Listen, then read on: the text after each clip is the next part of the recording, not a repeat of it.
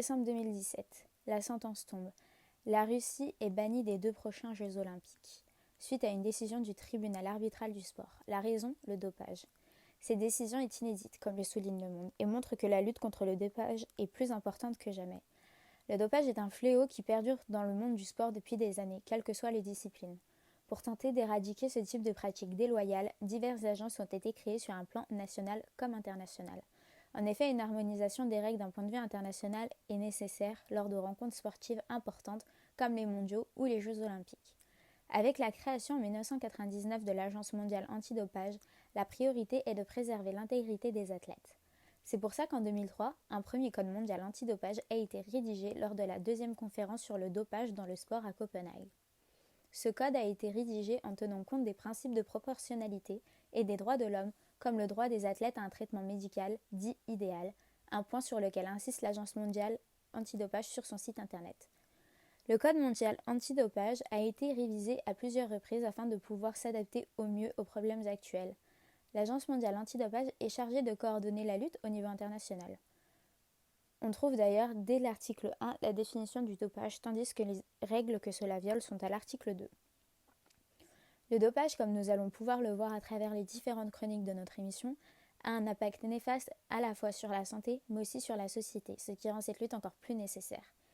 Il est nécessaire de faire respecter les principes éthiques tout en veillant à ce que les valeurs socio-culturelles qui sont promues par le sport continuent à être respectées, et ce malgré le boom du dopage chez les professionnels comme les amateurs. Comment cette lutte s'organise-t-elle dans les faits ? L'une des premières solutions qui a été mise en place pour lutter contre le dopage est donc le droit, que ce soit à travers le code, dont la version la plus récente est celle de 2021, ou bien les divers standards internationaux, tels que le standard international pour les contrôles et les enquêtes. Le droit se mêle aussi à la médecine avec le standard international pour les autorisations d'usage à des fins thérapeutiques.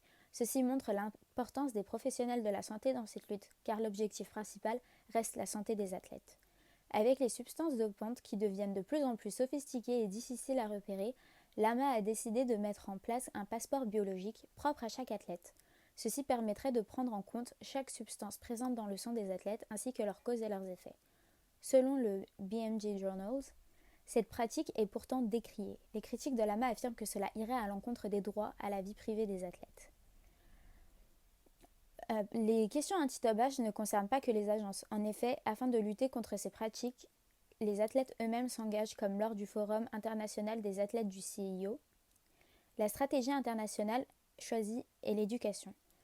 En éduquant les sportifs à la lutte contre le dopage, il sera possible de renforcer leur voix au sein des différentes organisations. Les athlètes ne sont pas les seuls qui doivent mettre la main à la pâte. Les lanceurs d'alerte peuvent aussi jouer un rôle important. Les divers sites des agences nationales ont d'ailleurs des rubriques permettant à n'importe qui de signaler les abus de substances dopantes. Le site des Jeux olympiques met l'accent sur le fait que la lutte contre le dopage est l'affaire de tous et passe par de multiples partenariats que l'AMA compte encore développer avec les unions internationales des diverses disciplines, comme celle du cyclisme en 2020. La crise du dopage dans le monde du sport peut parfois avoir des effets dévastateurs sur toute une discipline. Par exemple, l'haltérophilie est tellement gangrénée par cette pratique qu'elle risque de disparaître des Jeux olympiques. C'est pour cela que le programme antidopage des JO de Tokyo est déjà annoncé comme étant le plus vaste et le plus strict jamais mis en place. En résumé, la lutte contre le dopage peut se définir en 4 points.